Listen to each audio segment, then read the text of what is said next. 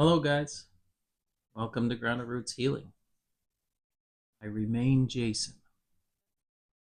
So, I have a little bit of a different setup here. I have my $30 Amazon microphone, which I hope is working. I thought maybe if I took it off my lapel, it might work better. And I had tried a different computer, which I got half a video and then it quit. So, I'm going back to the phone, and I'm obviously not in the car. So, let's see how this works. I have some tarot cards out and some oracle cards that I pulled for myself, which was kind of interesting. And I'll talk about that shortly. Uh, what I spoke about in the last video that I short was some trouble trusting my intuition, I suppose. I guess that's the best way to describe it. My okay, that's a better clarify. So in the last two videos, I was talking about how my I had suffered another betrayal and how I had handled that. In the last video, I described how I handled it much better. And during that incident, I hadn't trusted my intuition. Once again, I had allowed part of me that trusts everyone until they've given me reason to do otherwise. I allowed that to play out once again, and once again I was not. Well, I was disappointed, but not as surprised as I normally would be. And like I said, I hadn't trusted my intuition in that instance at all. There were signs, and I can look back and see them now that maybe something like this was going to happen. And getting, say, downloads about things involving this relationship, and I didn't listen. So that brings me to a relationship that I describe this. See, I don't know whether or not I should trust my intuition. I have another relationship in my life that I'm not sure. I'm getting intuition hits that I should be careful. That all is not as it seems. And I don't know what to do with that. So, do I preemptively listen to this intuition hit? It's telling me that this is not all as it seems. Or do I allow it to play itself out again? Now, part of me that doesn't trust people, because this does keep happening over and over and over. I don't think there's much I can do about any of this. This is going to happen. It's the lesson that I'm supposed to learn from this, to trust my intuition and stop it? Or is it to trust my intuition and expect this? When these kinds of things happen, I'm not as effective. See, the whole thing here is I don't want it to change me. I want to be that loving, trusting human. The key is to keep loving them after they betray you. I think that's my answer. To understand that the system is designed for everyone to learn lessons. And it's not for me to preemptively stop them from, say, building up negative karma. They need to do that in order to, let's say, they need to betray me in order for them to learn the lessons that they came here to learn. I'm not supposed to change it. I'm not supposed to save them. This Messiah complex, this wounded healer thing that a lot of us in this space end up having becomes a problem. We want to save everybody. You're not supposed to save everybody. They're all here doing this stuff to learn lessons. You take them out of there. I'm not sure you can do that, but if you were to, you're stopping them from learning the lesson. You're doing them a disservice. You know, if someone is coming here to experience loss, hardship, and you give them $1,000,000, they're going to lose that $1,000,000. They're going to get into that place where they experience this, whether you help them or not. That's why I think it really doesn't make much of a difference. And that, the answer is to just, say, suffer through the betrayal, understand that it's coming, maybe limit the damage if possible, if that's even possible.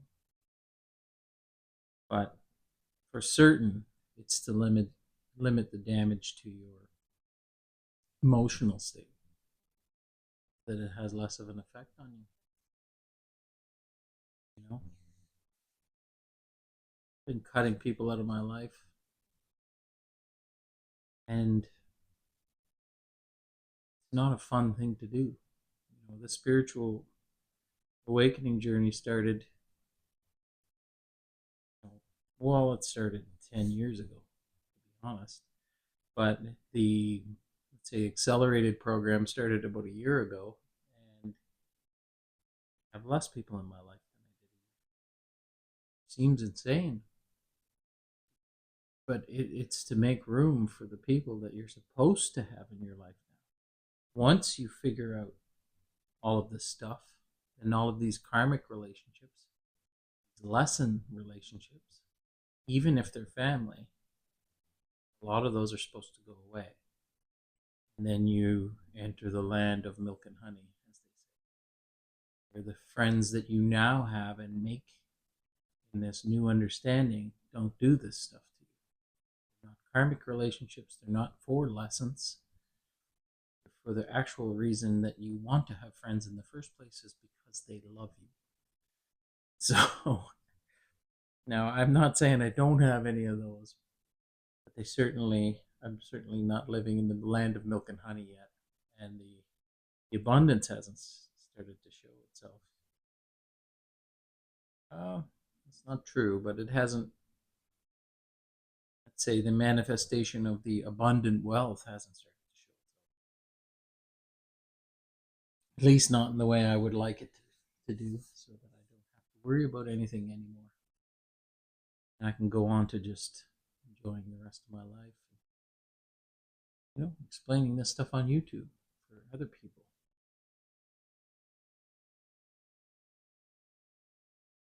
But it's coming. I just know it is. So I have some of these cards out here, and this has helped me make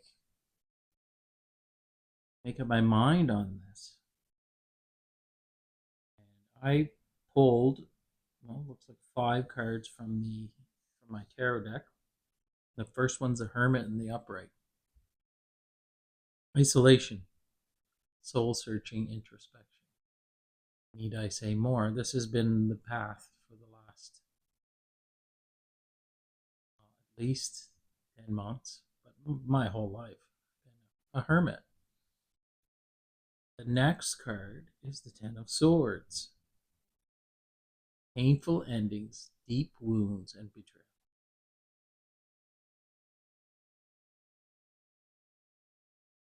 And that has been the experience that I've been going through for the last year as well. But again, for my entire life. It's the journey of the sucker, you could call it. I then pulled the Six of Swords, inner turmoil, deep seated fears, releasing worry and hope.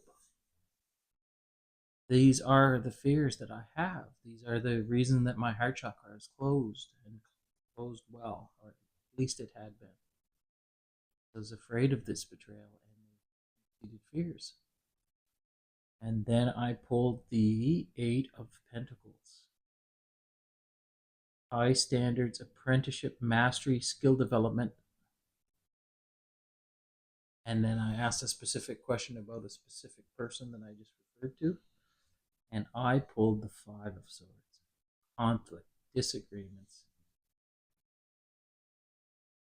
bullies, and abusive relationships. So that in itself outlines my entire year up to this point. And I think the Five of Swords is a pretty accurate description of what I'm looking at in this relationship. Like I said, am I supposed to cut this person out of my life completely?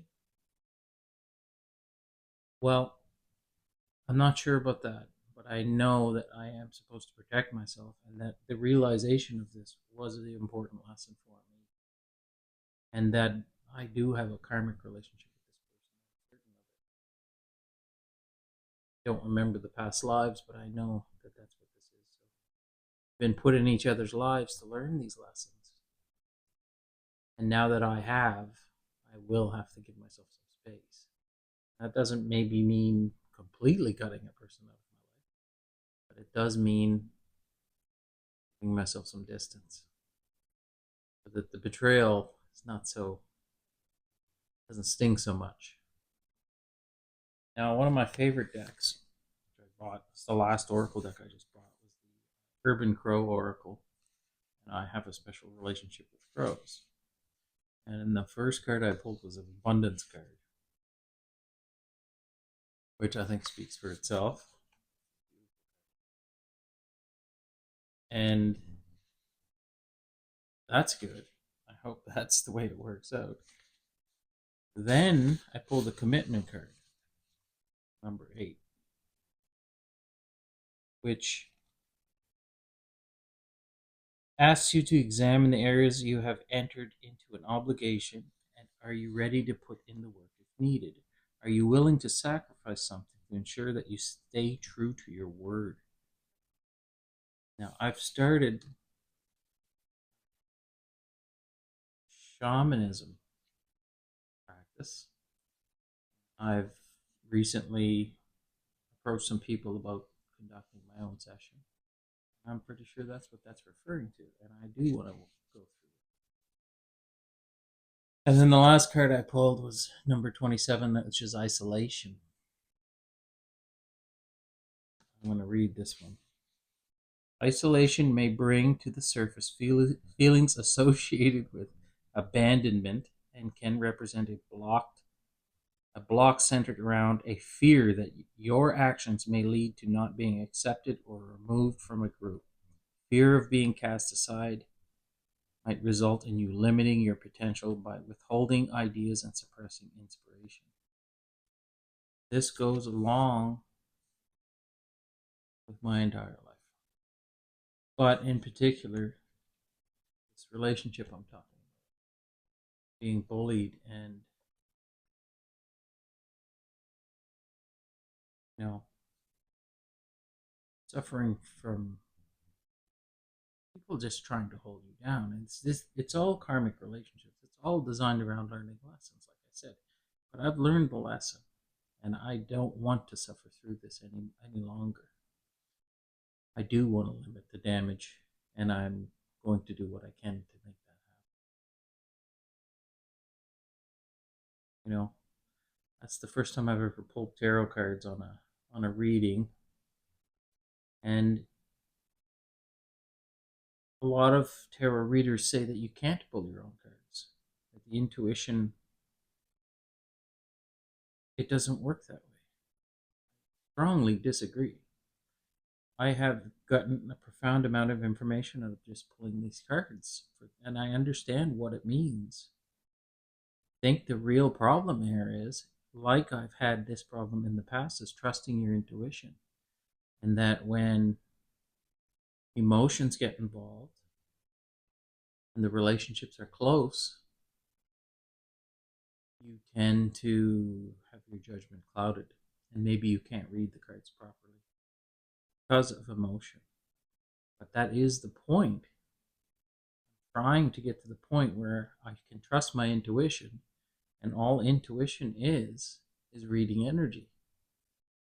Trusting it is your monkey mind and your emotions and your trauma from the past clouding your judgment, or are you able to read the energy of these cards, what it's telling you? Yeah. So I think I'll leave it there. So, as I always say, I hope this video finds you well. I love you all, and we'll see you tomorrow.